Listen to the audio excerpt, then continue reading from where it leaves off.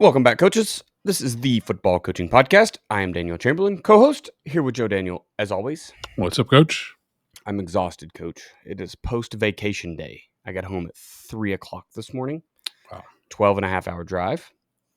And my kids did not let me sleep because they slept the whole time. So I'm dealing with is it fair to call it jet lag if you were driving? Can it be that? Or is it just exhaustion? I think he's just exhausted. Yeah, for sure. So that's what's up.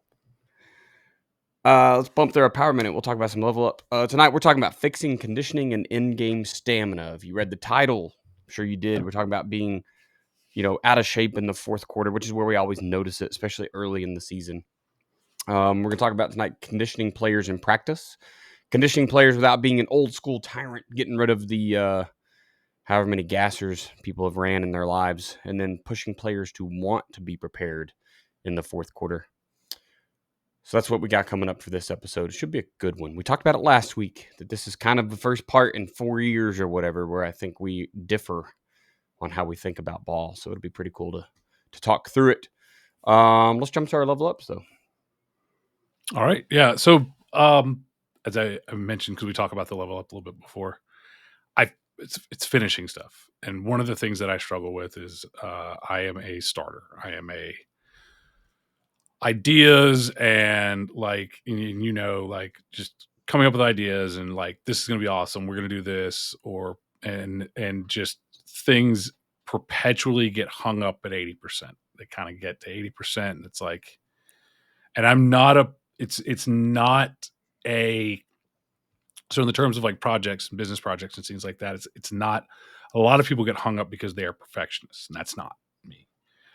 I will put it out there and then I will fix it later. Right.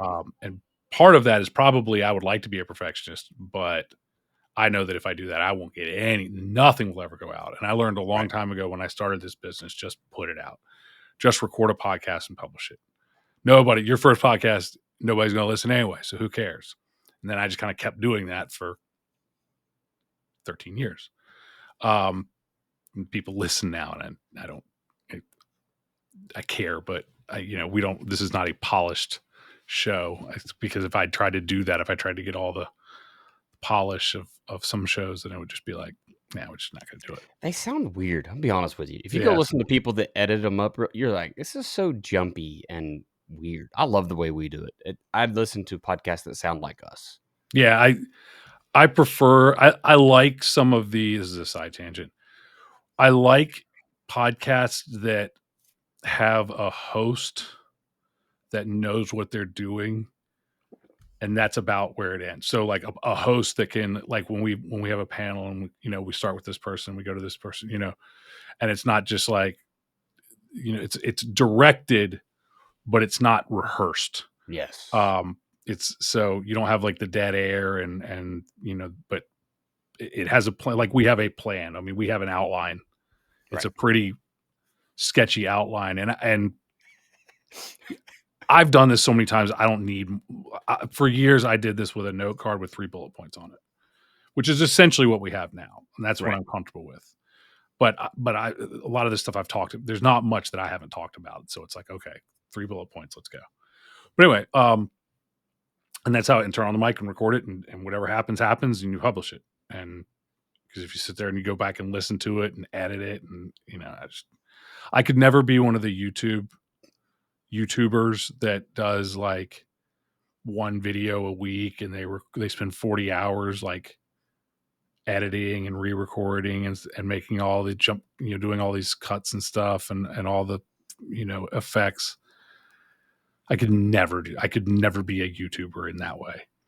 So anyway, along those lines, I think one of the things that's really important is to finish stuff, and it's one of the biggest things that I struggle with. And what happens when you do that is you end up with a stack of started stuff. We've talked before about the hobby pile. Here's the pile of all the things from all the hobbies that we have started. And there's not really an end to a hobby, but how many of them got off the ground really, past the right.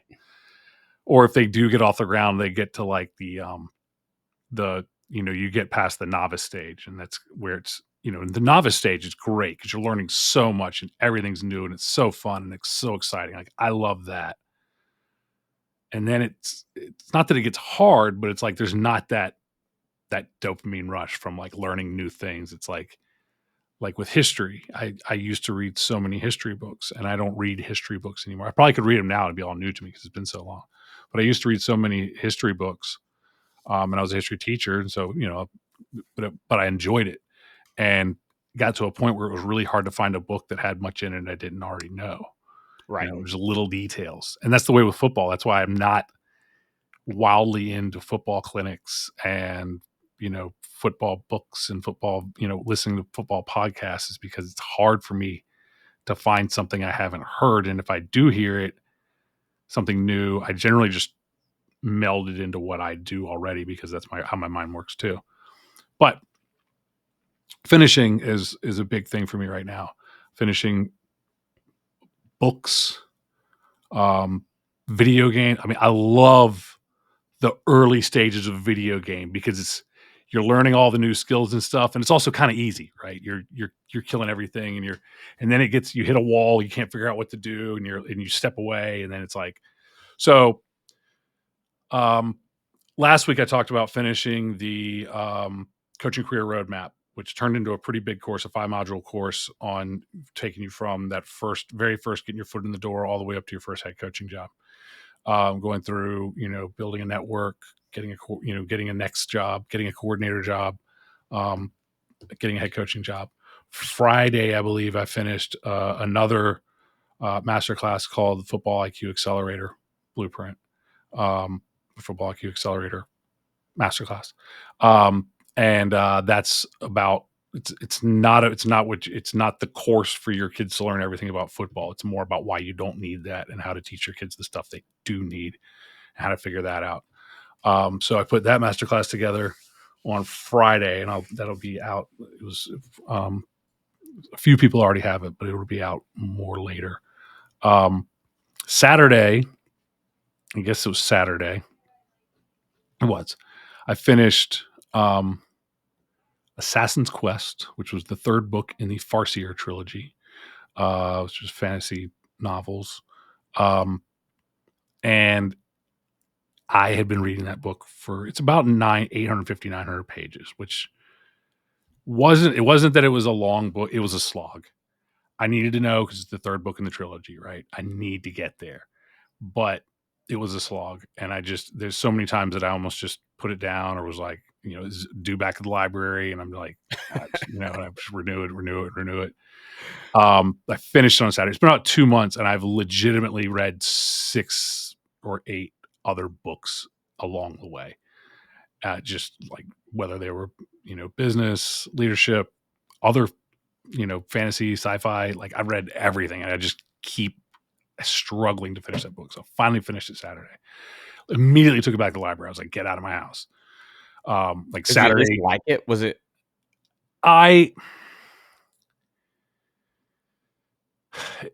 The first one was amazing. The second one was good. The third one wasn't bad, but it was unnecessarily long. I told my buddy was in town when I was reading it, and I was like telling him I was struggling with it. It was probably still had like 250 pages left, and he was in town, and I was like, the problem is it's a book. It's a fantasy world. So they're on a trip. They're on the journey. You didn't have to make the road that long. It's not a real road. You could have made that road a lot shorter. We could have got there faster. Once they got there, the end was interesting. But there's 500 or 600 pages, and it's, this is not a book review show. When the main character, the guy that you're in love with in the story, that's like the brave, and there's a lot of struggles and stuff, but he has moments in the first 2 books where he is brave. He has moments, but he's fundamentally broken in the third book. Fundamentally broken. In fact, he died, and came back. But he's fundamentally broken in the third book. And a lot of the third book, he is being nursed back to health, or too weak to do this or too weak to do that. And it's like, where's the hero, dude? Like, who's the hero in this thing? So I finished that. And Sunday, as I mentioned to you, my wife took my son up to go to her sister's and had a sleepover with his cousins Sunday night. So Sunday all day I was hanging out, and it was roasting hot. So I went to church, went to the driving range, and then I was just, after an hour at the driving range, I was just like, I can't do anything anymore because it was the middle of the day. And so I came home, talked to ChatGPT a little bit, and was like, gave it some pointers, and was like, I'm gonna sit here on this couch with my Steam Deck. Give me some games off of Steam that I can play. And it threw a couple at me.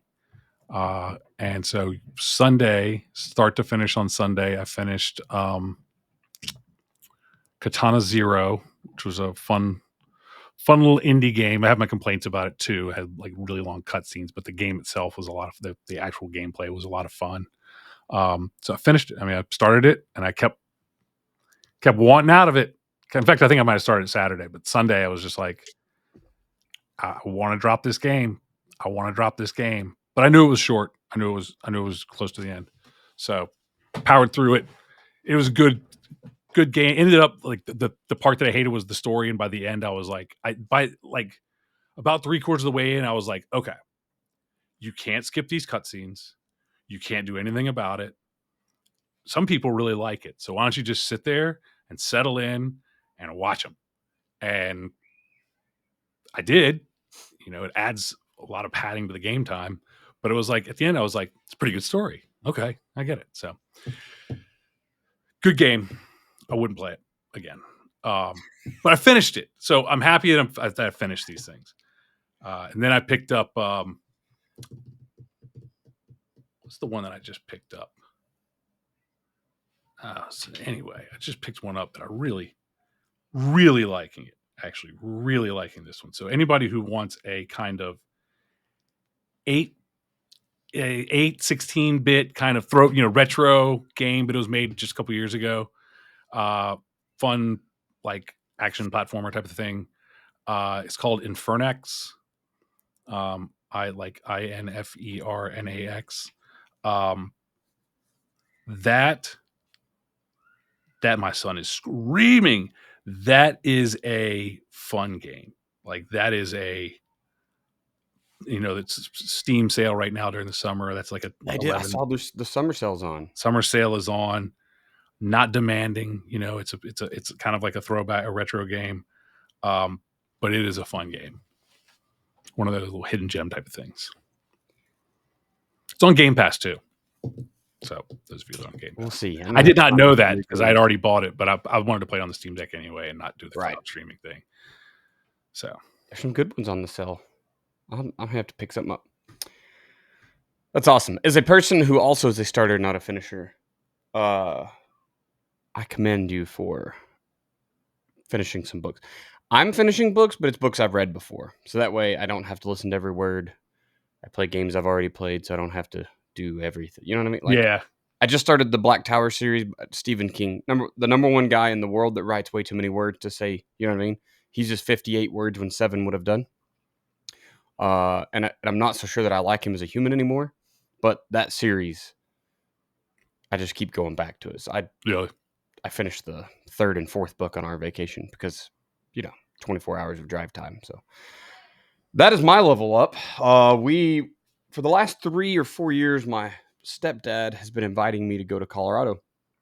They just go up there and ride 4-wheelers and side-by-sides and stuff through the mountains, camping out. It's kind of, we like to say it's very low-tech camping. No campers allowed. So, you have to sleep in a tent. I sleep in a hammock, which I would do anyway because it's the greatest way to sleep in the woods.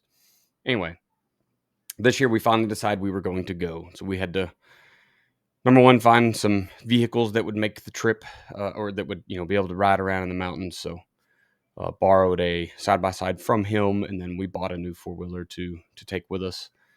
I bought a 3/4 ton pickup 2 or 3 years ago finally got to kind of put it to work, and it was nice. Pulled like a dream, as I expected. But a Chevy guy my whole life, so I knew it would perform. It was good. But man, just got to go up and see the mountains. And you talked about the heat wave. It's still hot here, but it was, I think the highs were around 70, 75, and it was about 40 degrees at night. So, and we were so exhausted every day that you don't stay up very late at night anyway, but it just Right. helps you sleep. It's like you start to light a fire, but it's like 4 logs and you're out. Like, I'm just too sleepy. We did take I got a flat top grill gifted to me. It's like one of the 4-burner ones. And it's 2 or 3 years ago. I bet I've used it twice or 3 times. So it was nice to use it every morning and every evening up there. It made the trip pretty well. And then I think it broke some stuff coming home, but it'll be okay. We'll get it fixed.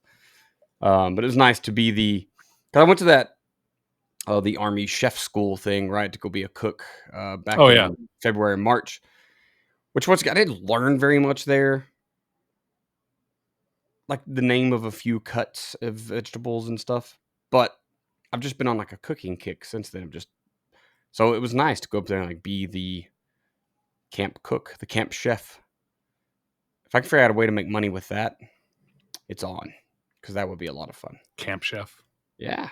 Yeah. I always see the there's like a cowboy chef on YouTube, old guy with a big handlebar mustache, and he does that's kind of what he does. He's got the the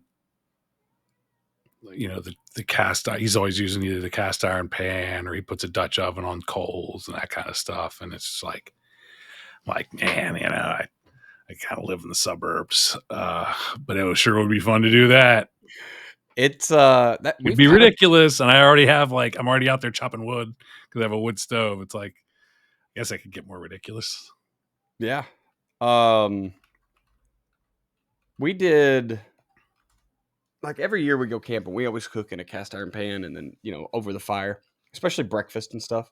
Mm-hmm. So I've done that a bunch. I didn't want to have to do it. Yeah. For 8 people, because we had 8 people there. So I was thinking, I almost took just my cast iron stuff, and I was like, "There's no way I'm cooking for 8 people," and they're going to be there like 11 days or something. We just did the 4. Well, travel up 3 days riding and travel back, so I guess like 4.5. But I kind of took. So I saw we did for my Army stuff 3 or 4 years ago. We went up to Little Bighorn and did like the tour of Custer's Last Stand and saw the cemetery and all that stuff up there. And they had a guy that's what he did. He was the camp chef. We stayed where like the natives were at during that entire battle, and he cooked for us. We had breakfast and dinner. So I kind of was just trying to replicate what he did.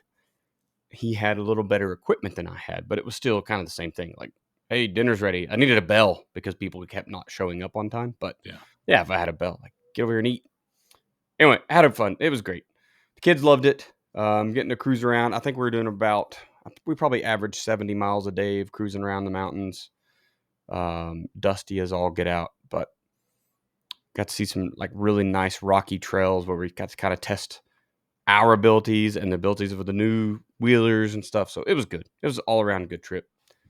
Like I said, I finished up the 12.5-hour drive at about 3:00 this morning. So I was not particularly excited about that, but you got to come home, I guess. Got to. And that's my level up. Go on vacation, people. It's a great reset. Yep. Last week, we talked about giving up too many big plays. We walked through working on some discipline issues, not necessarily the trouble kind, as we said during that episode multiple times, but just getting kids to not screw things up on the field. Next week, we struggle to call plays under pressure, which is going to be great because it's no more of like working on our kids. It's working on ourselves, which I think is something coaches should be doing anyway, especially here in the off season. Want to remind you to refer a friend to the podcast. Shoot this episode over. Next week's, go find any of the, what are there, 350 plus 400 episodes? There's a bunch. Oh, no. There's so many. Oh, it's closer to 600. There you go. There's a ton. Go pick some, get them out, send them to your friends that are coaches, especially if you like what you're hearing. Let's pay the bills and move on, Joe. Yeah, let's do that. Let's pay bills. forget to open some stuff here. All right. Difference between a championship defense and a defense struggling every Friday night is not just talent. It's not luck. It's the system. Without a system, you scramble every week trying to fix problems on the fly. Your players are confused. Your assistants are not on the same page, and your defense is constantly struggling, constantly playing from its heels. I've worked with over 10,000 football coaches, and many were making the same mistakes. We're overcomplicating football, running a stack of plays with no reason behind it, or just calling front stunts, blitzes, and coverages from the seat of your pants. Once we get those coaches putting a real defensive system in place, everything changes. Players play faster, coaches have more confidence, and you start winning more football games. And that's why I put together my latest free guide, What You Need to Know to Build the Ultimate Defensive Football Coaching System. Inside that guide, you can get the blueprint for building a defensive system that works so you can simplify your playbook, get your players to buy in, and take control of the game. You can download your free copy right now at joedanielfootball.com/system to take the guesswork out of coaching, build your ultimate defensive system, and turn your football program around this season. Let me ask you a question. Are your athletes fast enough to win every game on your schedule this season? The reality is most football players aren't, and most coaches, well, we've all got the exact same problems. We're trying to make do with what we got. The issue is we're also still leaning on outdated speed drills that don't actually translate to the field. You can have your kids in track in the offseason, a great alternative, but it isn't going to get you everywhere you want to be. You can run sprints till the sun goes down. We're going to talk about that a little bit today in the conditioning. And then you can live in the weight room. But if your athletes aren't getting faster where it matters, in pads, in space, on game night, then you're wasting valuable time and reps. That's where athleticspeedmovement.com changes everything. You're getting real football speed development, not theory. It's built specifically for our game with progressions, drills, program that works at every level of play. If you're a youth coach, middle school, varsity, semi-pro, whoever, the program will work for you. It's it's designed by Del Basquette, a guy who knows the game at its highest level, the very first speed coach in the NFL, and he's still doing it all these years later. It's backed by results on the field across the country. Thousands of kids have gone through Dale's program across the country. So don't keep guessing with your speed work. Go to athleticspeedmovement.com right now and start turning your team speed into a real competitive edge. Tell Siri to get when you get where you're going to remind you to go to athleticspeedmovement.com. Let's talk part one. It was, by the way, 606 episodes before. So by the time this will be episode 608. And apparently our special teams aren't special was the anniversary 600th episode. We missed it. It was special at least. Yeah. Special teams. That was so go back and listen to the special 600th episode of the Football Coaching Podcast. One of the 5 episodes we've done on special teams over those 600. What are the odds? I don't know. Part one. Let's talk about we're talking conditioning tonight and being out of shape in the fourth quarter. It's going to be, I think, great conversations because once again, we both kind of look at conditioning different now. You with your 20 whatever years of service to the sport, and me with a whopping, I'm going to my 6th year now. It's just like yesterday. It was my first day as a coach. So let's talk about conditioning players in practice, Joe. Yeah, I think one of the things we both, certainly agree on, and a lot of coaches say it, is that practice should be the bulk of your conditioning. A high tempo, fast paced, quick moving practice. I find that a lot of coaches don't like that pace. They like to say it, but if you don't have someone driving that pace, the head coach driving that pace, most coaches will default to stop everything. Let's spend 3 minutes talking about this play, walking through this play. Let me spend 3 minutes explaining this drill before we start running it. Let us transition slowly so I can go over and talk to this coach and talk about this or that. Most coaches, period, will default to a slow-paced practice where there's a lot of standing around. And which is funny because, you will find almost no coaches who say, practice should be slow, teaching oriented, right? They Right. say practice should be fast paced. We got to make practice tough. It's going to get them in shape. And everybody, the popular thing to say is exactly what you said.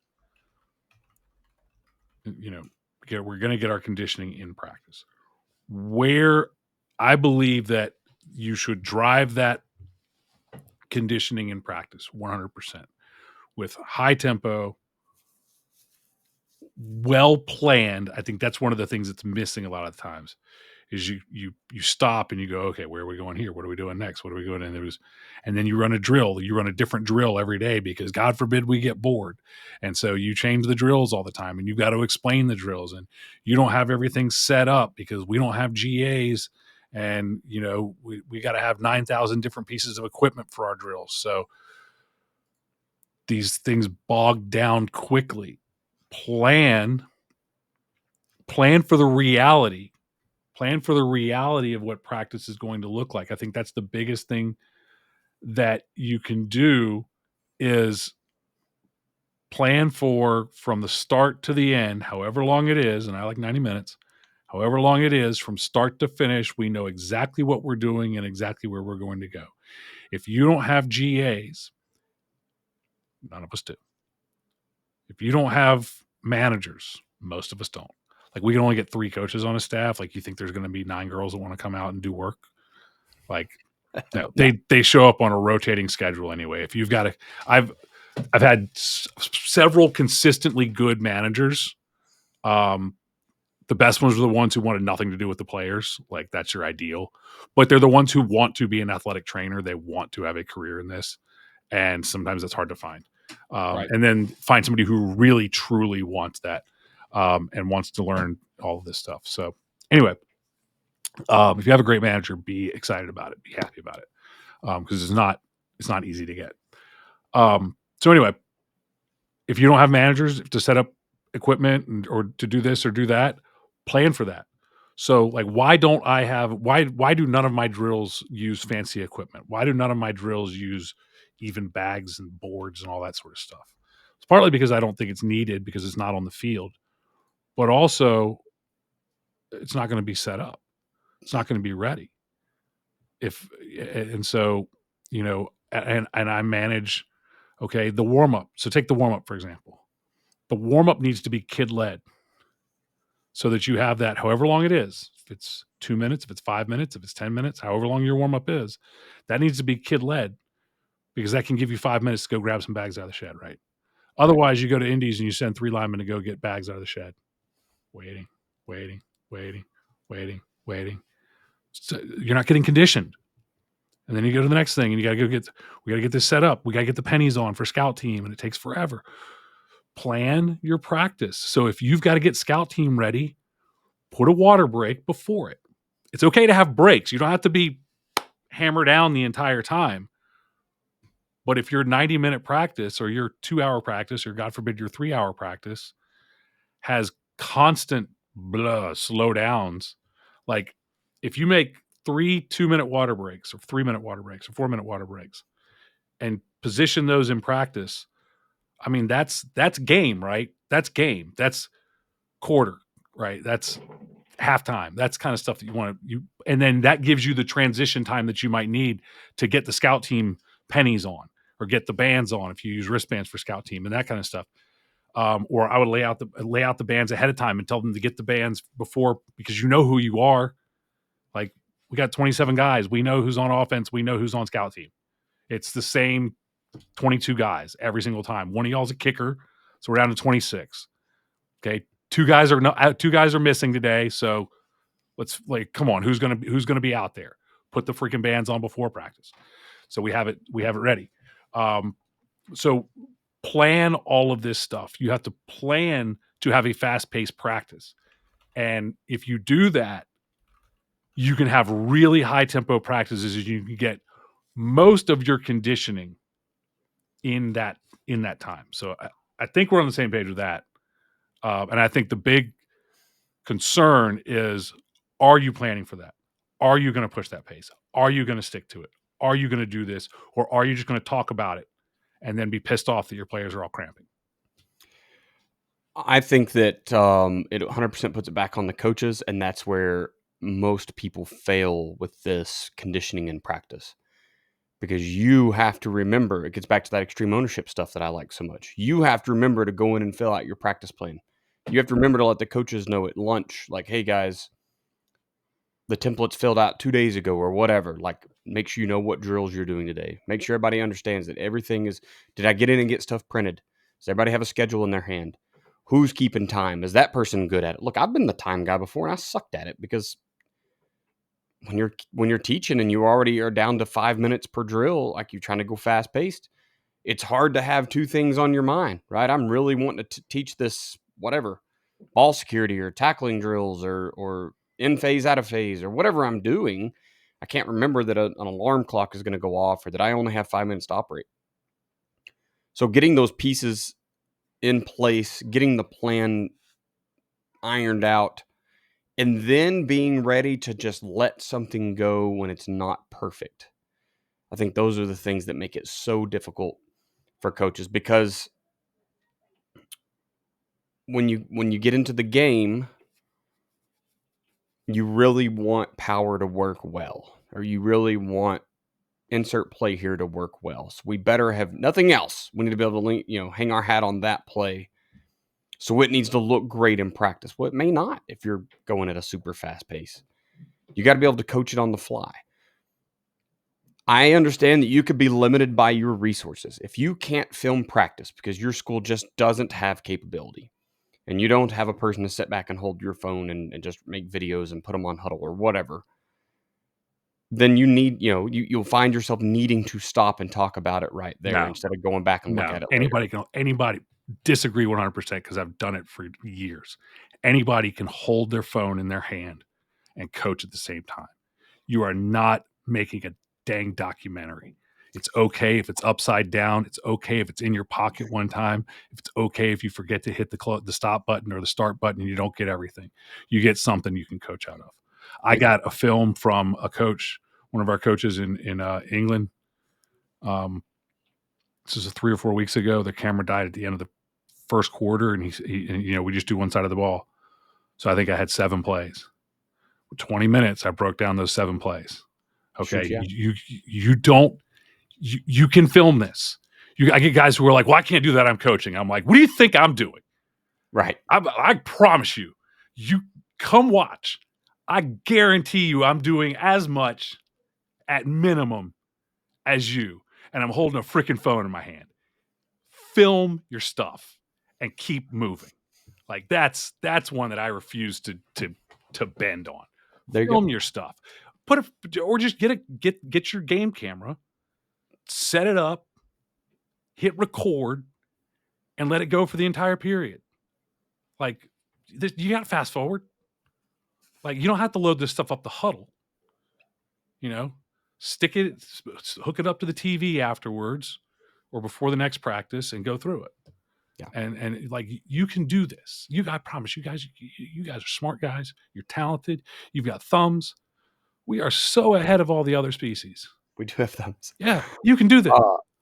But I think the pressure here does get back on the coaches. And I know, especially small school ball, where we already are generally dealing with coaches that aren't, sure, whatever it is, they ain't got the time. They don't have the education. They don't have the football IQ yet. Right. And so now you're like trying to manage a couple of other adults, plus your 20, 30, 40, 50 kids, plus some managers, plus. There's a lot of pressure into getting it done, but it's doable. And you're going to see your numbers increase. You're going to see your coaches get better when the pressure is on and they have to perform at a high speed. You don't give your kids a break in the middle of a game on Friday night because, well, the pressure's on you, kids. And I understand there's not a lot of you and you're not very good at this yet, but it's okay if we go down 70-0. That's fine. No, it's not, right? Yeah. You've got to step up to the pressure.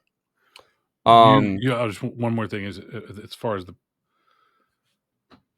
let me see if this goes into our next section before I say anything. No, let it go because I'm going to talk about the opposite. We can go. There we go. So use practice, make it fast paced, plan ahead, do your due diligence, condition players in practice. Let's go into part 2 here. We're going to talk about conditioning without being an old school tyrant. And I think that might mean different things to everyone. To me, it's like gassers are out, right? And I understand that. I don't know where you fit exactly on that. I'm done with using running as punishment. Maybe like the individual kid, but also America's the fattest we've ever been in our history because people are scared to physically do anything. And I don't know that we as coaches are helping when as soon as a kid's in trouble, what do they have to do? Go be in shape? It's very, very Sure. strange to continue using. Like, I just ran the half marathon. I loved it. It sucked, guys. It sucked, but I loved it. I love going to run now, but I did not at this age, and it's Yeah. we're pushing a bunch of people anyway. Um, you don't have to be a tyrant and old school, ridiculously running your kids into the dirt to condition your players. So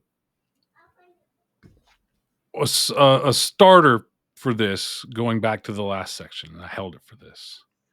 You don't have to be a tyrant. But if you're going to accomplish what we talked about in section 1, you probably have to be an a-hole. You probably have to be a dick sometimes. And you probably should tell, and this is for the head coaches, this should be on the head coach. Now, I'll say that I'm the time guy, and of course, I have always had a great relationship with my head coach, but I will not be silent if it is time to go and the head coach is holding on. Only because I know that he knows. And he will tell me when, no, I'm the head coach. We are staying in this period longer. I have run the lineman up on the 7-on-7 because it's time to go to team many a time. But I've also had a lineman sent back, and we ain't got this right, and go do some lineman stuff for a while. And I go to water because I had my plan. And we're tired now. We're ready to go to whatever. But as the head coach, if you want this to work, or if you're the head coach and you want this to work, but you know you're not that guy, empower somebody else to be that guy, which is kind of what happened with me. My head coach is not disorganized, but he can get distracted. Right? He gets into distracted is not the word. Focused. He gets into a solving a problem, and it's like, this is the only thing in the world right now, and it's got to be fixed. And he might be right, but we've also got a schedule, and there's other things, there's other positions, all that sort of stuff. So, either you as the head coach or you empower somebody else to, and you tell everybody. Don't surprise your coaches with this. You tell them ahead of time. This is how it's going to work. And I am going to be a disagreeable cuss about it. When it is time to go to the next period, I am going to yell at you, let's go, coach. Let's go now. Like, I'm going to be a jerk about it. When you stop a play because you want to talk about it and we're trying to go fast, I'm going to tell you, no, coach it on the film. Like, that's how this is going to go. And if you go, I don't have the film because the only guy who's holding a camera is the guy that's filming the offensive line's feet, which is me. Pull a camera out. We all have them. Okay? We've all got them. They're actually really nice. We all got them. You're all on the coach's text thread, which means you've got a camera. So, that, and then like, just get a hurt kid, hand it to a hurt kid. There's like, you're blessed if there's no hurt kids, but as soon as one gets hurt, here's my phone, film this. Like, okay, maybe we don't get film until one kid gets hurt. So, all right, but you can do it anyway. You have to be.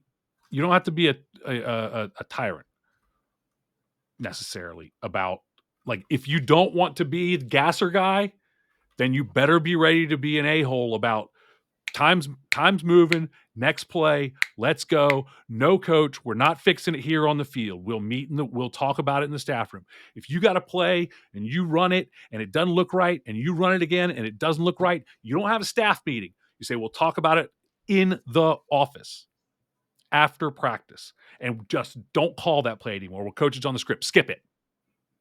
That's easy. Skip it. Don't call it again, because it's screwed up and it's just going to piss everybody off. So don't call it again. God forbid you're in week 6 and your base offensive play is screwed up. In that case, I just don't even know what to tell you. It's not, you got a problem. But if it is, stop practice. Like, just end practice if it's that big of a deal. Go to defense. Go do something else. So you have to do that if you don't want to be an old school tyrant. Now, the other thing is, and I think this is really important, I do believe that because of all of those factors, again, I'm preparing for the fact that somebody's going to slow down. Sometimes it's me. Somebody's going to slow down. Something's going to happen. Somebody's going to miss practice that I need on Friday. Something's going to happen where I can't just depend on what happens from 310 to 440. Okay, I can't just depend on that. So I need a little bit more, especially early.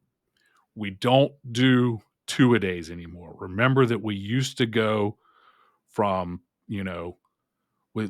our schedule used to be 5 a.m. to 6 a.m. county fair, right? Breakfast at 7, 9 to 11 morning practice, special teams, walk through in the gym at 3 because it's 100 degrees, 6 to 8 practice.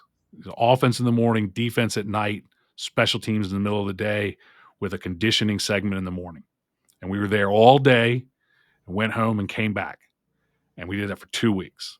When I played, that was 2 weeks. It cut to a week when I was coaching, and now I wouldn't do it. We even still did it for a few days right up until up at Amelia for the first couple of years at Amelia. I never did it. We did it for a couple seasons there. So back in 2016, 17. I hated it. I absolutely hated it.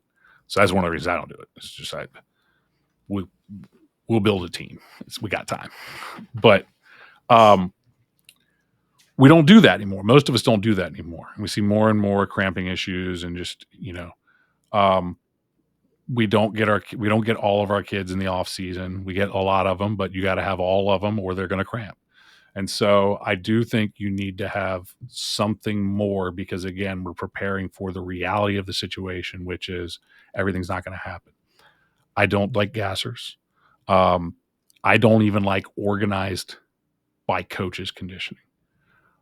I like to have squad leaders do an extra 5 or 10 minutes of generally, like, not necessarily exactly Tabata, but that style. I want it very quick. I want it very short. This is actually Chris Lawyer, who wrote JDFP Weight Room. He was the first one. This is what he wrote into JDFP Weight Room for conditioning. So if you look at JDFP Weight Room, it has hill sprints, short hill sprint, 4 seconds. 4 seconds up, walk it back down, 4 seconds, walk it back down for however 8 seconds, 12, whatever the timing is, walk it back down, sprint again, right? You do 8 of them, 10, you build up to 8 or 10 of them and you're out. One of my schools, we had a nice big hill. We had to go across the street for a good hill at my most recent school, but we, got a nice hill, sprint up the hill, walk back down, sprint up the hill, walk back down, sprint up the hill, walk back down. Boom, you're done in 8 minutes. Sled drags, usually don't have enough sleds in the off season, but like with sled, that's the kind of thing you want to do, is like sled drag. That's the idea. I would have them do, 1640s or 880s, but I usually shorter, like 40s or 20s, or short sprint, like 10, 12, 14 of them. Again, 5 seconds, rest for 10, 5 seconds, rest for 10, 5 seconds, rest for 10, boom, boom, boom, boom, boom, boom, boom, we're out. It's that little bit of extra. And then you've got to observe and you've got to watch your practice. If the tempo of your practice is crappy, you're going to have to be a tyrant now. You're going to have to, because what we're talking about, making this part of the practice and part of the game being the conditioning, if you're not achieving that, if you're not accomplishing that, then yeah, we're going to have to all get on a line and we're going to have to sprint gassers. And you know what? You should tell your kids, we're running gassers because I'm a crappy coach who can't stick to a schedule. If you hold me, honestly, if you hold me accountable, we won't do this crap anymore. Guess what will happen? When you stop practice to talk, instead of all the kids going, here's a break where I can tune out while coach runs his mouth and talks to one guy while the other 25 of us stand around. This is great, man. I hope he yells at that guy for at least 3-4 minutes. This is great. Practice will be over soon, right? No, they'll go, coach, let's go. Get them to hold you accountable. Make that work for you. They don't want to run gassers. They want to go fast in practice, go home in 90 minutes. So there's my don't be a tyrant. But I do still have that squad leader, short 5-minute conditioning at the end, not coach run, not blowing a whistle, get out there, get it done. I think it's also a chance to give your leaders some leadership. And you'll occasionally have a kid who's like, screw this, I'm not doing this. And you get to see how they handle it. I've gotten to the point where I don't want to do any conditioning in football season. So when I talk about not conditioning, I think when I worked with Bill Blankenship, I learned about their metabolics, and which is just really fast-paced football game-esque football drills. You go out, you do 4 or 5, 10, whatever, however many football drills back to back. So just think of all your indie drills. You do that with your indie group. You do it for a set number, say 8. Cool, that was your 8 plays on defense. Now you run off the field because you got to stop. And then the offense goes and they do their 6, 7, 8, and then you swap. Okay, it's football-esque, meaning it feels like a game tempo. It's very, very quick. You're swapping out offense and defense. I realize if you're a single platoon, you've got to make that work somehow. It's still doable. You don't need all 11 on the field, so maybe you're splitting offense and defense different days of the week, whatever, however you want to do it. But that's all in the off season. Why? Well, because most of your kids are probably out playing other sports, but some of them aren't. Some of them are kind of couch potatoes in the spring, and you need to get them ready for summer. I wouldn't depend on other sports, by the way. I've seen most track practices. Don't depend on that. And those guys don't know what they're doing either. So nope. Their practices are lazier than ours. Sport shape. Maybe I would push mine into June, and then when we hit the dead period where we have to, everybody has to take their one to. I think I heard some states take 3 weeks off now. Yeah. Which is great. Give them more time off. I'm 100% about letting kids go be freaking kids. Quit eating up all their summertime because you have some fantasy of winning a ring that you probably won't ever reach. And doesn't matter if you eat up their whole summer or none of it. Once we hit that break is where my internal clock is like, we're not doing any more conditioning. It is now up to our ability to plan, like we talked in that last segment. It's our ability to plan practices, make things fast tempo, be good coaches, be good teachers, get things moving, get everyone involved. So that's kind of where I draw the line. I'm not saying you can't do some conditioning in the spring, but I still think that old school gassers is outdated. If you want to test people's mental ability to do things, to push through the hard, do some distance running. I realize it's not football-like, but neither are gassers. There's not a single time in football that you run for 30 seconds or 35 seconds, and then if you don't make it, you got to do it again. That's not real. That's not football. So if you're going to do something stupid and not football, just tell your lineman to run a mile. They're going to hate it. It's not even really that hard. It's not that far, but in their minds it is. So whatever. Do something that's completely not football instead of pretending that it is because your coach put you through it. As we get into the actual end season, we talked last time. Your practices should be really, really fast, and I just think that it comes down to your ability to push kids, push coaches. Quit trying to rely on, well, we'll make up for all this at the end of the game. Also, it's time to understand that, like, the fourth quarter, your kids are supposed to be exhausted. Sure. Right? You're asking them to leave it all out on the field, but you want them unfazed going into the fourth quarter. Well, now you're just asking them not to try hard for 3 quarters. If you look tired in the fourth quarter, I'm going to run the dog crap out of you next week. I've never that's one thing is I don't care if they should be tired in the fourth quarter. My concern is the cramping and all the stuff that we get early in the season, and we even sometimes late in the season. That's where my concern comes in, is that not only are they tired, but they've never pushed that way.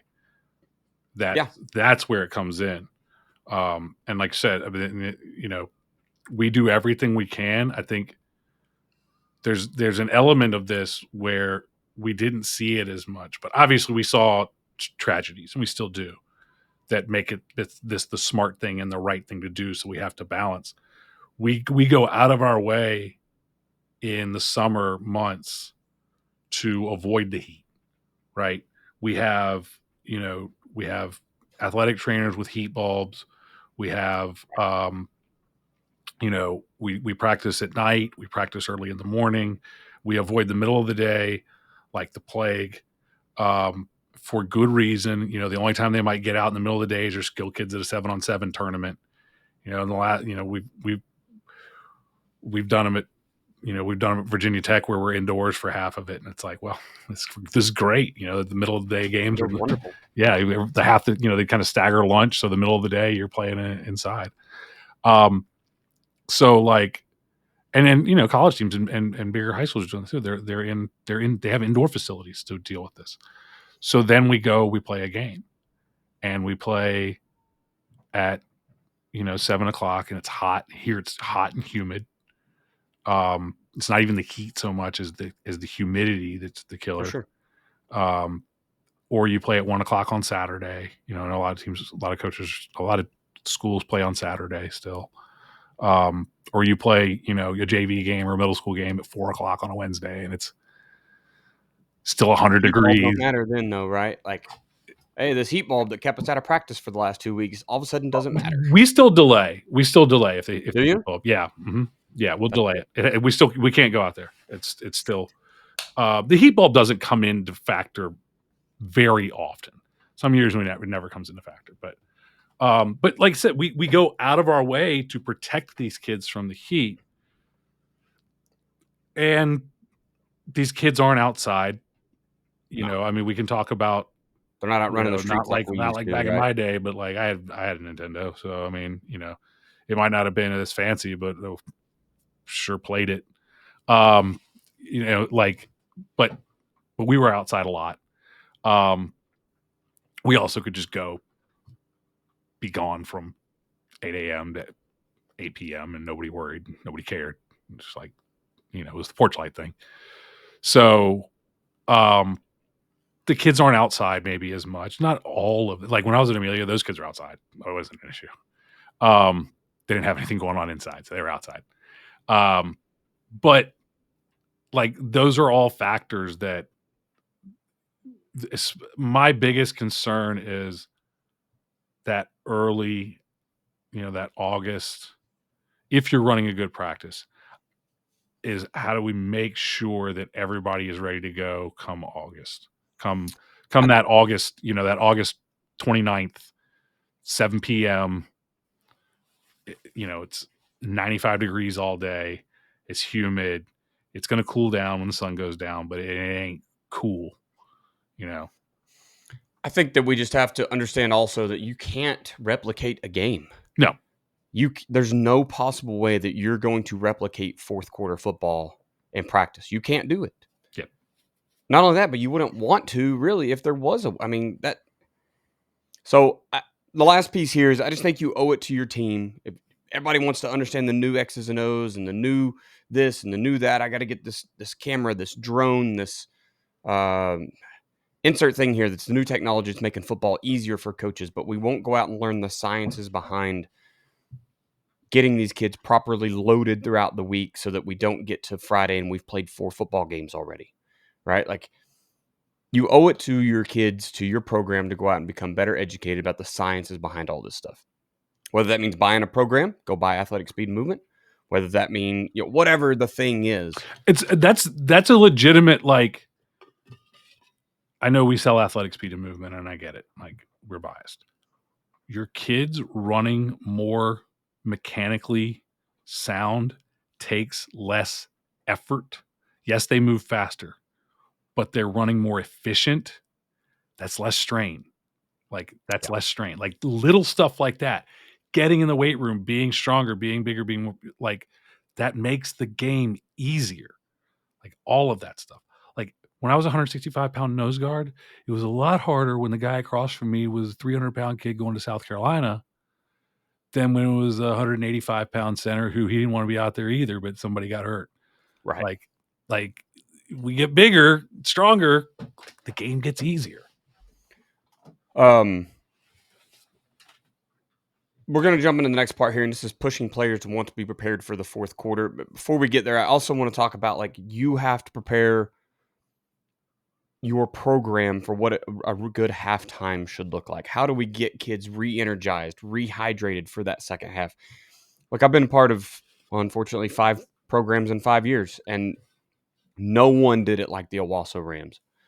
Bill Blankenship had halftime figured out. Those kids are in their they've got sweets, pickles, crackers, hydration beverages, Powerade or Gatorade probably, water, cups of pickle juice. I mean, like, it was like a freaking buffet walking in at halftime. It takes a little bit of extra coordination, maybe a little bit of that fundraising you've got to do to get those particulars lined up.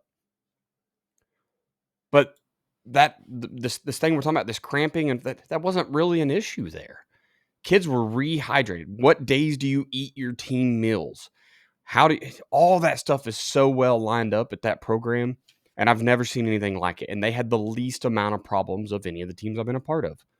So there is something to it. Understanding, once again, I go back to that, you owe it to your team. Figure out how you can provide the best supplementation for your kids to get through, to be the fourth quarter, fully energized, hydrated, electrolytes, all the good stuff. It's not going to give them a very hoorah. There you go, Marines. I give you a hoorah. Halftime speech that is going to pump them up and just really get them into the fourth quarter all energized, right? You actually have to take care of their bodies as well. Yeah. Maybe just sports drink and water isn't all they need. Anyway, let's jump in here. Preparing kids. It's interesting because the Colonial Heights had the best. We had the best support, parents, everything, and we had all everything you said. We had that at halftime. We had more problems than we've ever had. So it doesn't solve everything. It doesn't solve everything at all. It takes the whole. There's a lot. There's a lot, and and it goes back to the efficiency of effort and everything.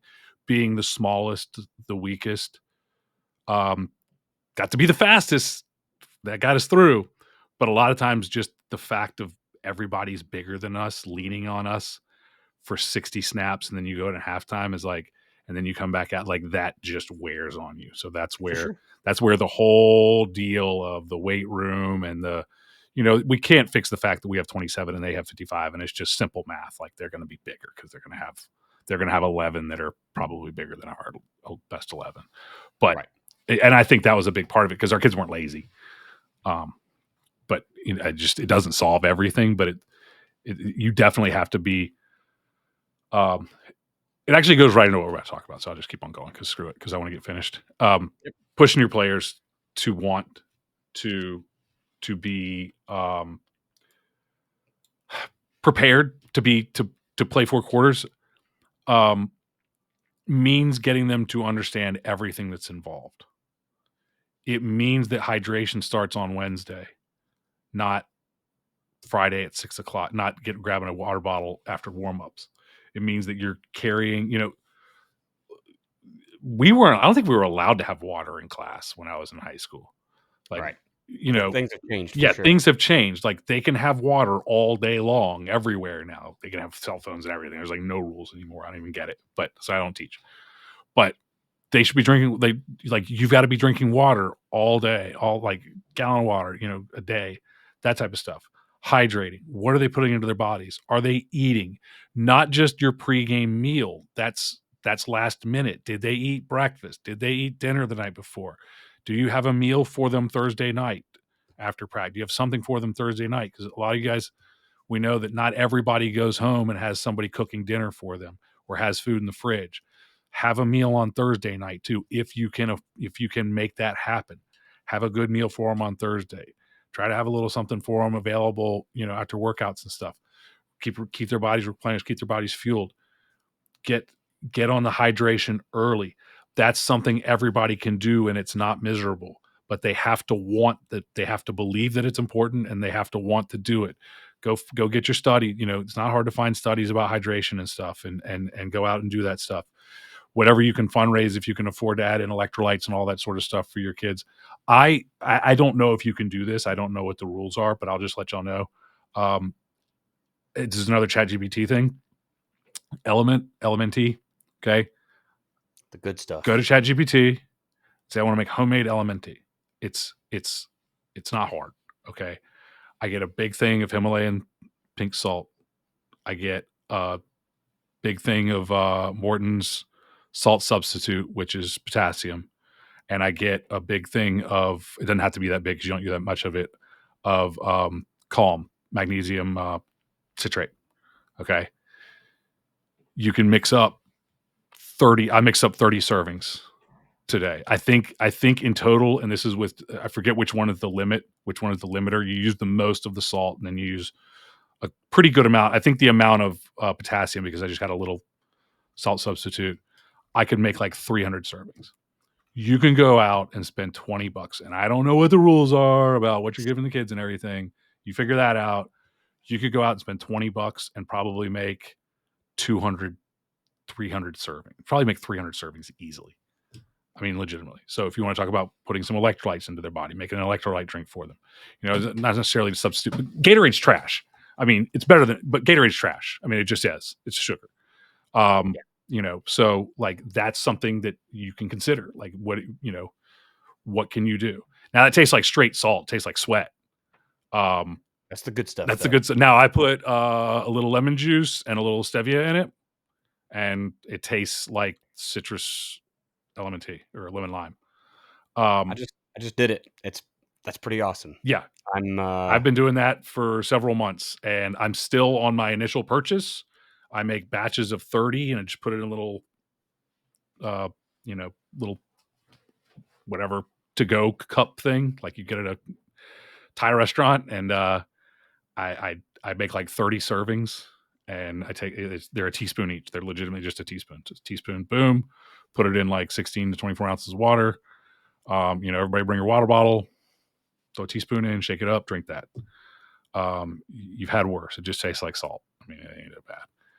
So anyway, again, preparation and planning, like you said, do as much for your kids as you can, but they have to do something on their own. They have to continue drinking water when they go home. They have to make sure that they get, breakfast. And, are they eating breakfast that day, the day of the game? Are they eating lunch that day of the game? Are they eating the team meal? The worst is practices where they, what'd you eat for lunch? And they go like, I had some fries. It's like, okay, well, just go sit over there because you're looking like your eyes are rolling back of your head. You didn't prepare. You didn't do the things that are necessary. Also, encouraging them to want to be good in the fourth quarter means encouraging them to go outside. Okay. Don't just accept that these kids won't go outside. They don't know any better. Nobody's ever told them to go outside.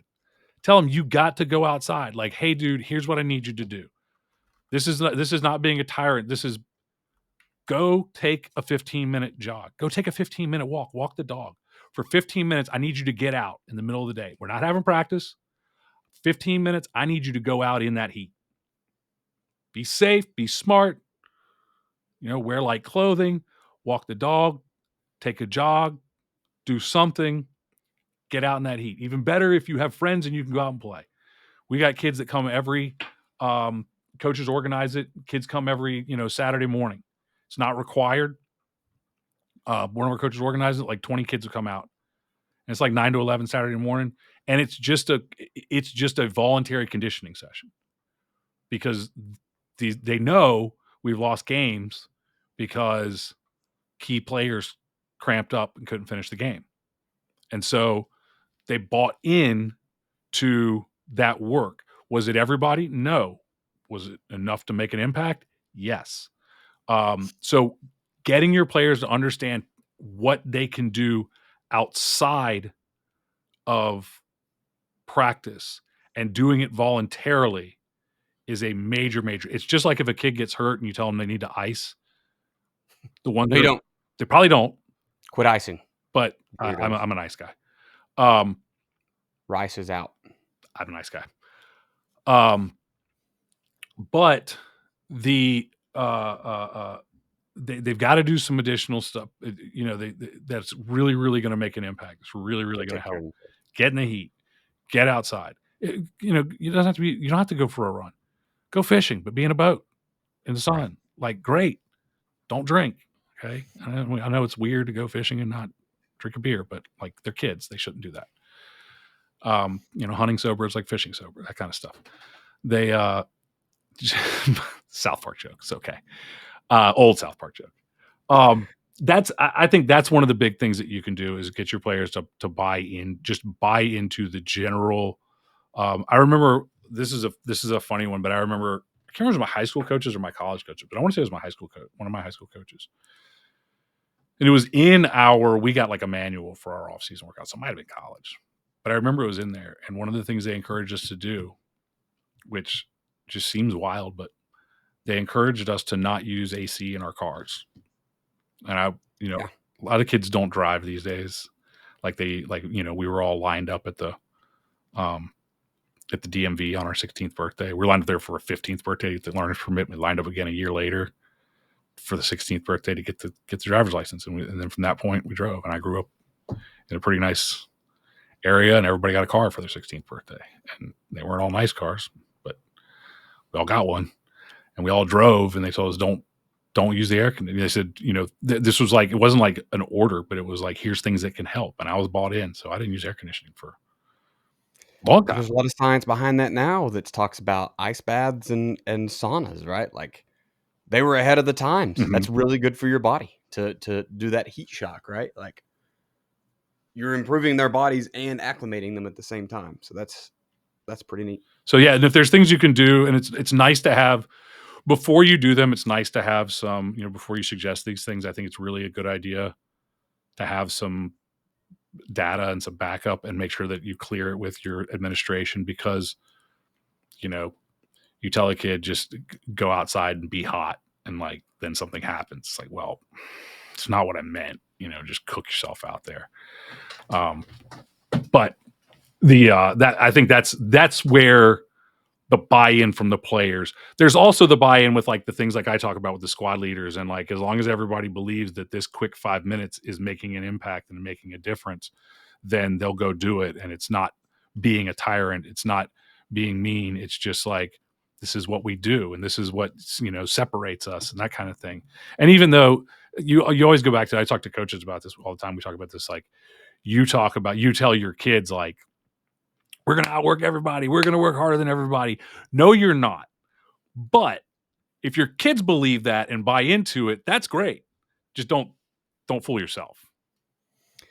I hate to keep tooting the Owasso horn here, but I learned a lot there. And I remember going through the off season, and kids had to weigh in, and they had to either gain or lose weight. Most of them would gain weight. We have to do that. Right. And freshmen, that was the kids that I had coached. So they're going in their sophomore years, right? They're rising freshmen. And watching them, like, if you don't make weight, you got to push the plate. Nobody wants to push a 45-pound plate down the field and back, right? That was they don't go out and run gassers. You go push a plate. Why? Well, because you're going to get stronger anyway. I'm not making running your punishment where you hate running. Anyway, those kids, because most of them were gaining weight, carried around gallons of water, mm-hmm. and they drank water all day. They ate well because they knew they needed real sustenance to increase their size, to gain mass. Of course, they're in the weight room anyway. The football weight room is the primary weight room at Owasso. it was a culture of, we are going to be good at this. We are going to be conditioned. We are going to be hydrated and well fed, and we're going to get our sleep. And you don't buck the system there. You just don't make the team. And I not as I don't make the team, but you're going to get tired of pushing the plate, right? There is some retribution if you don't do what you're asked. I realize some of you are saying, well, that's a 6A football team, and they can lose 10 kids that don't want to participate. But they didn't start with all them kids, right? It's usually not a participation issue, I don't think. No, it's they buy in. The kids bought in. They want to be a part of that. They want to go out and do that. And once again, very few issues in game nights, even early in the season with cramping and all that. Those players want to be ready to go for a full game. So, how many? I mean, you've been with multiple programs, but you played and for a long time, and I. One of the things that's funny to mention, like not having enough players or whatever. When is the moment where you've seen the most kids blow up and just throw their helmet down and walk off the field? It's always gassers and stuff, right? It's always this. I'm not doing this anymore. Yeah. It's always that punishment running. It's always that punishment type stuff is where they go, F this. I'm not because fatigue makes cowards of us all. And if you do that and it's not fun and it doesn't seem to have any purpose, F this. Kids are too smart, man. They're why oriented nowadays. It better make sense, coach. You better have something to back it. I bet you know one. I tell I don't think I've ever told this story on the podcast. I think it's funny, but it was very, very wrong. But it was 1993, 1970 something. It was 1993. So it's take it for what it was. The coach who said this is the reason that I did not play 8th grade football. I played 7th grade. I played 6th grade. I played 7th grade. I did not play 8th grade football. I came back in 9th grade. We had a kid on the team who ended up playing FCS football. He was always the big kid. He was 300 pounds in the 8th grade, right? He was always the big kid. Defensive lineman, good athlete too. Obviously played FCS football. Like he was legit. But he was 13 years old, 8th grade, spring practice. So I went out in the spring. I did not go out in the fall for things like this. We're running hills. We had a hill. We're running hills, and he might be actively dying. I mean, it is May in Georgia, and we played spring ball late because of baseball. We had a really good baseball team, and he's slowed to a walk. He's huffing and puffing. And the coach goes, pick it up. He goes, something like, run, get up and run. That's why you're so fat now. It was one of those lines that I will never forget. It was so wrong. It was to a 13-year-old kid with a weight issue. It was so wrong. And it's one of the reasons I didn't play for him. And I will never forget it. And it is like just in my mind of this, like, at least I don't think many coaches are doing. It's such a Bud Kilmer moment. Like it's such a, like, just worthless coach. Just a worthless coach. Only he's concerned about his own ego. I don't care if he hears the podcast or not, honestly. I don't think he still coaches. Probably good for him. But you know what? I didn't play 8th grade because of you. And I stand by that. You were Richard. But I will never forget that story. And that is the thing that, like, when I see the big kids struggling with this stuff, I'm like, okay, he's struggling. Like, meet him where he is, man. He don't even want to be out here, and he's out there trying to do this, and you want to yell at him. And probably early in my career, I would have. And it's like, man, this kid is still rolling. Like, this kid is still rolling. You know what I found way more successful than just yelling is go do it with them. Yeah, I'm not doing that. I've done more conditioning with players than I even really want to admit to myself, because a couple of reasons. One, because coaches generally won't blow the whistle for that 48th gas or whatever when another one of their brethren are on the sidelines with the kids. But coaches have like a weird, like, I don't know it was there, and I'm glad I'm not anymore. Coaches have this weird, like, pleasure out of just everybody's just dying, and you're like, it's almost like you have this thing where you're like, if I stop now, they're gonna think I'm weak, and it's like, no, they're gonna think you're like a sensible human. yeah, They're all dying. yeah. Bring it up. You don't. I forget who said it, but like it goes back to conditioning and stuff, and I imagine it's this way with a lot of stuff. Is like the reality is that you don't want to be training at that near maximal effort very much. Like that's for performance. Like that's where you want to leave it all on the field. So that's why, like, I don't want to do gassers, time gassers, and do it again, and everybody's dying. I just, go get an extra, again, 5 minutes of sprints and let's get out of here. You don't want to be training at that level very much, like very much at all. I would rather get 30 snaps of that level in practice and then 60 snaps in a game or 100 snaps in a game than, gasser. Like you talked about the time gassers, and I hated that, and we did it forever, and I hated it.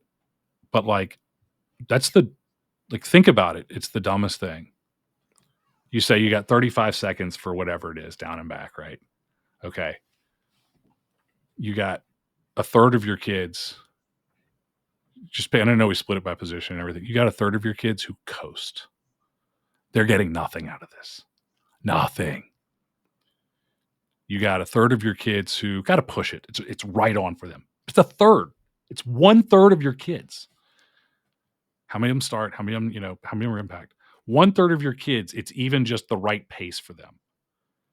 And then a third of them are Never going to make it, or they're going to have to push so hard that it is potentially dangerous, or again, they're training at that high level. They're not going to be recovered for tomorrow, et cetera, et cetera, et cetera, et cetera. So like, I recommend coaches go out and do some research on your own. I'm not going to get on here and be super sciencey, but just go do some Googling and look up how much of those cramps and that stuff we're talking about is from overwork versus Sure. we didn't condition enough. And I think that you'll be greatly surprised that the majority of your issues that you have in the fourth quarter are kids who have already played 3 football games in practice. That's what it is, more than we're not. Yes, sometimes it's going to be because a kid hasn't approached that level ever. But you know what? If you have athletic speed and movement on Monday and Wednesday when you go out and do your speed training, you're hitting those maximum effort, that threshold that we're talking about being in. So you've already done it twice this week. Dale will argue with you on that one. Right. But you're going out and you're getting some effort, and then you don't have to worry about, well, my kids haven't been in there yet this season. Get the off season, do some conditioning if you want to, whatever. Use the metabolics idea, whatever your thing is. Like Joe said, quit using timed gas. It's the stupid don't do that stuff. I hate, and you mentioned, I hate the idea of running a mile. Like I hate that. Like that. I understand. And look, it's all mental. I've been in this position. I've been where my head coach was just exhausted. He was getting run ragged. He was getting run ragged in the building. He was getting run, in the school. He was getting run ragged at practice. He was getting run ragged by parents. He was getting run ragged by administration. And he'd just be in this school had like a trail through the woods, and he'd just be like, "Go run the trail." Cross country. And it just gave him 10 minutes of just peace. That's all he wanted.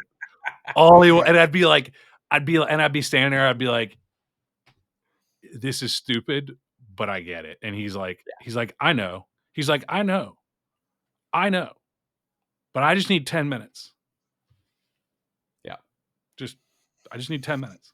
Like that's the reason that's the reason you send them on a distance run as a Everything coach. has a purpose. Because you're just like, had a purpose. Like I just need, but like that's why I want play. Like I love player run. You have to have a certain level of maturity with your players and but knowledge. I love player run stuff, like warm ups, like conditioning, where it's just like something's getting, and I love, and this is through like business and delegation and everything, is just like, how great is it when you're the head coach and you just got out of a meeting with administration because the school that you beat 67-3 is mad because you kicked onside kicks and they're upset. You should have a 2-hour meeting about not being mean to teams that suck. And you get out on the field and you had a parent come up to you before practice and who was like asking about this and that, and then talking to you about something else. And a teacher emailed you because the kid who always talks in class still talks in class. And you walked into that classroom and that teacher has zero classroom management skills, by the way. I could walk in there with those exact same kids. I don't know the subject material, but I guarantee you I could run that ship real easy. But you can't, so you email me. And I can't come in and teach your class because I'm not certified anymore and I don't want to be a substitute teacher. But I just dealt with that. And then I walked out on the field and I love having 10 minutes of pre-practice that can be run by the players. I love having 5 minutes of warm-ups run by the players and just sitting back and letting it run. Like, because I needed that 15 minutes. Because otherwise, the players were going to be on a line with me screaming again like the freaking miracle coach. Anyway, have we hit everything? I think we hit it. Okay, I've I'm checked gonna all get real boxes. mad soon. I feel you.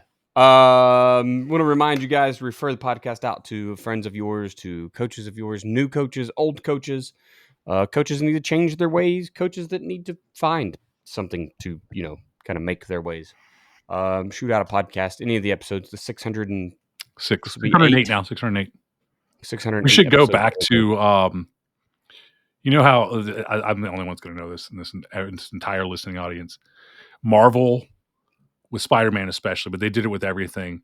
Marvel was numbering Spider-Man up through, 100 and whatever, and then they were like, "Oh, this is volume 2." And so they started back at 1 because you wanted to have that natural I changed from, season 1 is 189 episodes or something. Right. 204 something like that. And then season 2 is 23 episodes or something. And I changed because I wanted there to be a natural jumping on point for coaches and not be intimidated by this massive number. I don't think it's as big an issue with podcasts, but some of us are completionists and we have to listen to all of them. We have to have a starting point. I think we should do what Marvel did. And after a while, they were like, what's cool? The fact that there's been 700 Spider-Mans. Start numbering it at 700 or 600, I think. And then Spider-Man number 600 and then 601, and which actually created a jumping on point by doing that. So it was like episode, issue 600 was the jumping on point, and then eventually they went back and did the same thing and went back to like volume. Anyway, we should do that. We should just start numbering. We should start numbering it like episode 650 or something like that. So check in next week for episode 609. 609, the football coaching podcast. Yes. Today we talked about fixing conditioning and in-game stamina. My dumb ideas that I start and don't finish, by the way. I love it. Let's do it. We talked about conditioning players in practice, ensuring you are organized, you're doing your due diligence. Conditioning players without being an old school tyrant. Get rid of the timed gassers. Push players to want to be prepared for the fourth quarter. They have to have some commitment, just like you. In episode 607 of the Football Coaching Podcast, we talked about we give up too many big plays. On episode 609, we will talk about we struggle to call plays under pressure. I'm excited about that one, as I am all of them, mainly because I've gotten to call some plays. So, it'll be a good point. So if you're ready to jump on episode 609, that's where you'll get in. Let's pay the bills and get out of here. All right. If you want to win some games, then you need to get the I'm just done. The conditioning talk for an hour. We're an hour and 23 minutes of conditioning talk. For a loop. I was like, we're going to be out of here in 45 minutes. What is there to talk? Threw me for and I know it's all my fault, but I've worked with over 10,000 football coaches. Many are making the same mistake of overcomplicating football, running a stack of play confidence.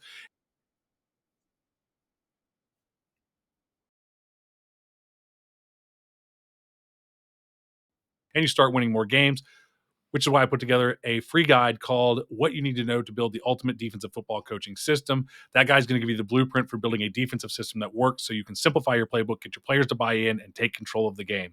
Download your free copy now at joedanielfootball.com. Just go download it. Download joedanielfootball.com/system. Or just go to joedanielfootball.com and then click the button to download it. Just go download the freaking thing. If you haven't done it yet, I don't understand. What are you doing? Just go download it. It's free. What are you doing? You get awesome emails. It's great. There you go. The emails are amazing. I still remember Darth Vader. Yeah. Go to athleticspeedmovement.com and sign up today. Go back to the beginning episode. You heard my spiel. It's a good one. Patreon.com/Chamberlain Football Consulting. It is time to get an extra coach on the sideline. I'm just making this up as we go. Patreon.com/Chamberlain Football Consulting. I can help you make graphics. I can help you set up recruiting. I can help you break down film. Whatever it is you need help with, go there and do it. Which sales are opening and closing this? Is it really the first day of July? Is that a thing? Yeah, it is. This podcast will be out July 10th. 14th-ish.